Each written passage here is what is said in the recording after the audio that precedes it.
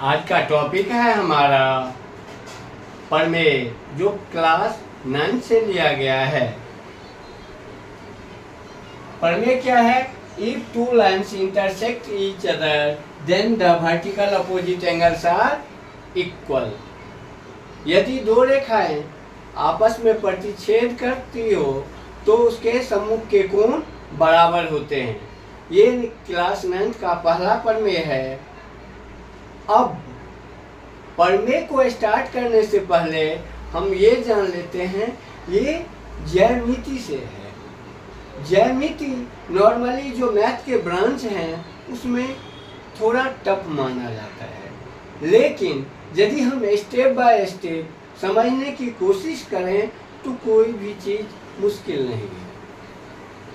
तो चलो हम आज अपनी वीडियो स्टार्ट करते हैं और ये थ्योरम या प्रमेय साबित करने से पहले ज्यामिति के बारे में कुछ समझने की कोशिश करते हैं। ज्यामिति के जिसे ज्योमेट्री कहते हैं, इसका वेटेज मैथ में सबसे ज़्यादा आता है परीक्षाओं में। 35 से 40% तक ज्यामिति का वेटेज होता है और इसमें ज्यामिति के अंदर 4 चीजें आती है। पहला एक्जन, जिसे अभिगृहित कहते हैं। दूसरा थ्योरम, जिसे प्रमेय कहते हैं। और तीसरा डिडक्शन, प्रमेय आधारित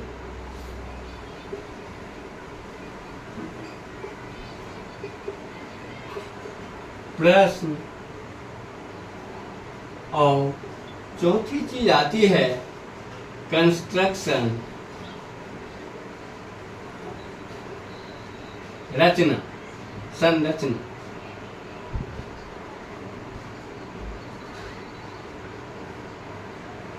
यानी ये 4 चीजों के मिला के पूरे ज्यामिति में हम यदि देखते हैं तो ये 4 चीजें हम पढ़ते हैं।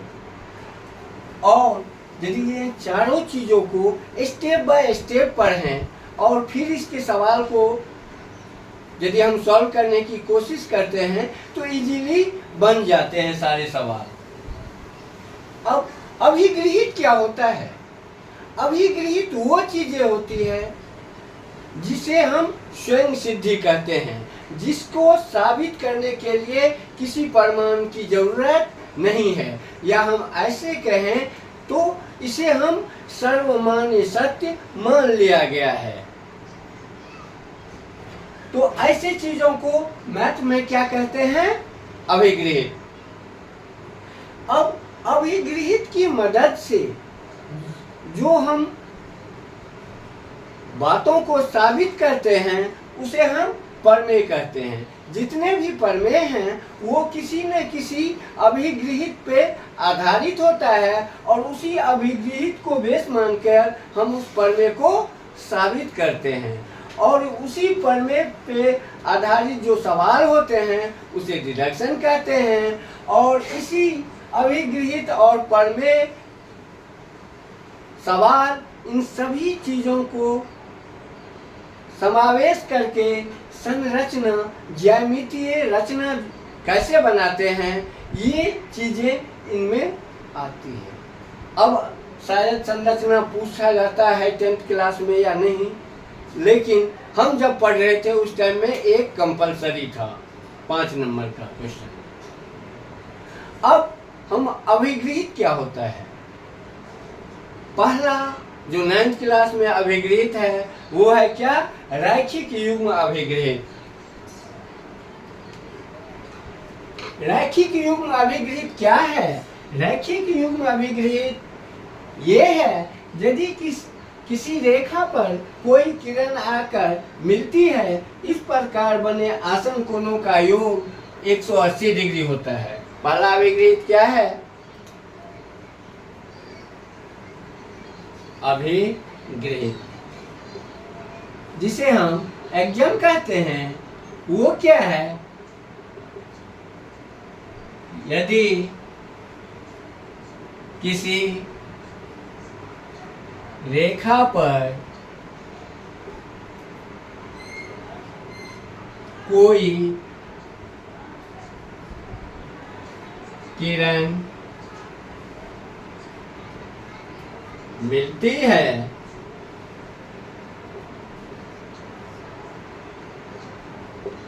तो इस प्रकार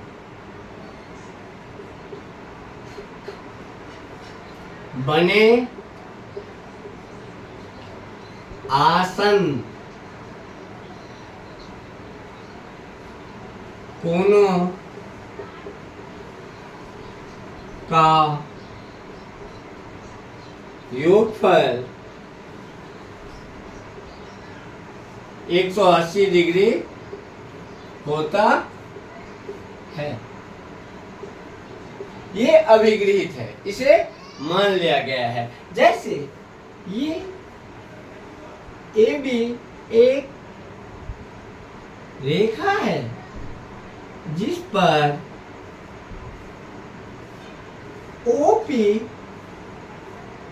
किरणें O बिंदु पर मिलती है, तो इस प्रकार जो एक कोण बनता है BOP प्लस कोण AOP बराबर 180 डिग्री।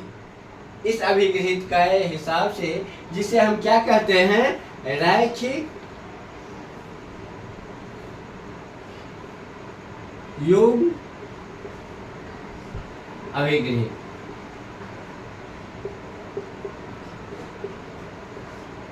लीनियर पेयर एक्जम,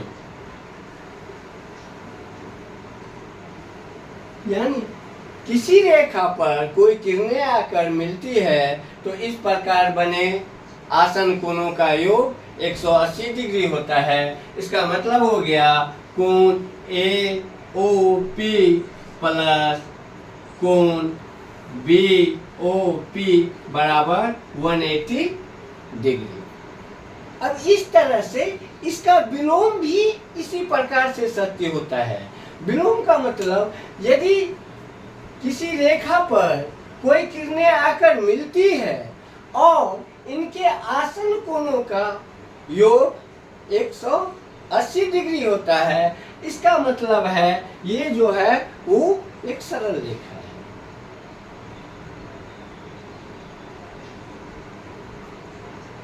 अब हम स्टार्ट करते हैं अपना थ्योरम। थ्योरम नंबर 1 क्लास 9 और चैप्टर नंबर 6 है, इसलिए इस थ्योरम का जो नामांकन किया गया है वो किया गया है 6.1 पर में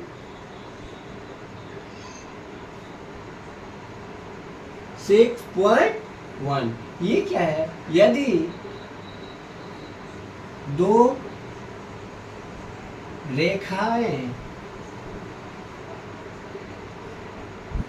परस्पर एक दूसरे को प्रतिच्छेदित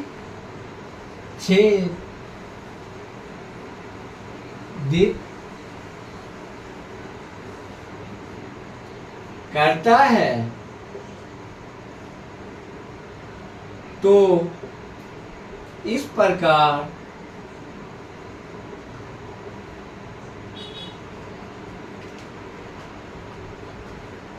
सम्मुख के कोण बराबर होते हैं। क्या है? सम्मुख के कोण बराबर होते हैं।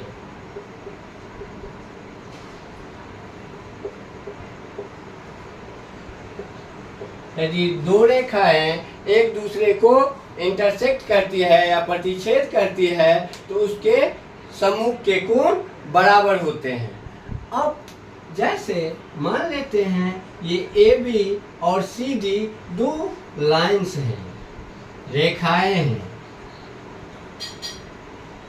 जो एक दूसरे को ओ पॉइंट पे प्रतिच्छेद करता है, इंटरसेक्ट करता है। हम लिखेंगे, माना कि ए बी और सी डी दो रेखाएं एक दूसरे को ओ बिंदु पर प्रतिच्छेद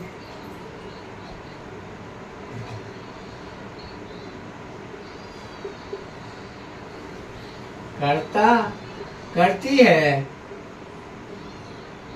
तो हमें साबित करना है कि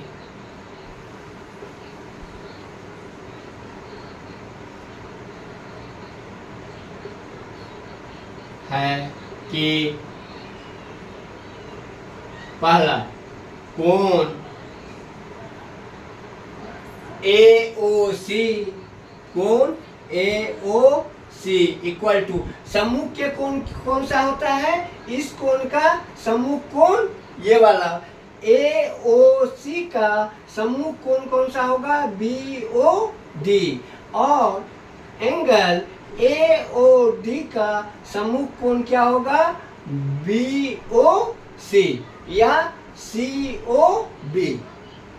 हमें ये साबित करना है angle AOC equal to angle BOD, angle BOD। और दूसरा क्या साबित करना है, angle AOD equal to angle BOC। अब इस चीज को साबित करने के लिए हम लिखेंगे पहले क्या, इसको गौर से देखेंगे। पहले क्या देखेंगे, यदि हम इतने को ढक लेते हैं तो हम देखते हैं AB रेखा पर OC किरण आकर मिल रही है, इसलिए angle AOC plus angle BOC बराबर 180 डिग्री। कैसे, रैखिक युग्म अभिग्रहित से। हम जानते हैं रैखिक युग्म अभिग्रहित कहता है यदि किसी रेखा पर कोई किरण आकर मिलती है तो इस प्रकार बने आसन कोणों का योग 180 डिग्री होता है। तो इसी प्रकार लिखेंगे परिमाण। परिमाण में क्या लिखेंगे ना, शुरू करेंगे, रेखा AB पर किरण OC मिलती है, इसीलिए angle AOC plus angle BOC बराबर 180 डिग्री। इसको हम लिख देंगे यहाँ पर इक्वेशन फर्स्ट। उसके बाद ठीक इसी तरह से हम इस बार इसको ढके थे, इस बार हम इसको ढक लेते हैं। अब क्या देखते हैं, जो CD लाइन पर OB किरण आकर मिल रही है, इस प्रकार कोण BOC प्लस कोण BOD बराबर 180 डिग्री। इसी तरह से कहेंगे, लिखेंगे हम, रेखा CD पर OB किरण मिलती है, इसलिए angle BOC plus angle BOD बराबर 180 डिग्री। इसको हम क्या कहते हैं, इक्वेशन सेकेंड। अब समीकरण फर्स्ट और समीकरण सेकंड को देखने पर क्या है, इन दोनों का दायां पक्ष बराबर है, क्योंकि इधर भी 180 डिग्री है और इधर भी 180 डिग्री है। यदि दायां पक्ष बराबर है, इसका मतलब है बायां पक्ष भी आपस में बराबर होंगे। इसीलिए हम लिखेंगे कुछ समीकरण 1 और 2 से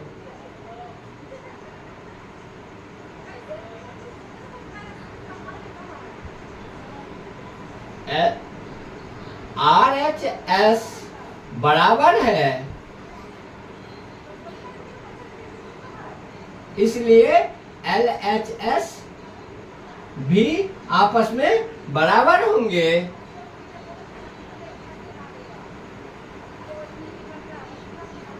अब LHS दोनों का बराबर कर देते हैं हम। Angle AOC plus angle BOC equal to angle BOC plus angle BOD। अब हम देखते हैं BOC इधर भी है, BOC इधर भी है, दोनों कैंसिल हो जाएगा, बराबर साबित हो गया। क्या साबित हो गया? Angle AOC equal to angle BOD। Angle AOC ये बराबर साबित हो गया एंगल BOD। यही तो आपस में सम्मुख के कोण हैं। अब हम नेक्स्ट स्टेप लिख देंगे। इसी तरह हम साबित कर सकते हैं कि इसी तरह हम सेकंड वाला भी साबित कर सकते हैं। इसी तरह हम साबित कर सकते हैं। क्या क्या साबित कर सकते हैं? Angle AOD equal to angle BOC। ये वाला एंगल बराबर होगा इस वाले एंगल को। ये आपस में क्या है? सम्मुख के कोण, या इंग्लिश में क्या कहते हैं? Vertical opposite angle. और हिंदी में क्या कहते हैं? सम्मुख कोण।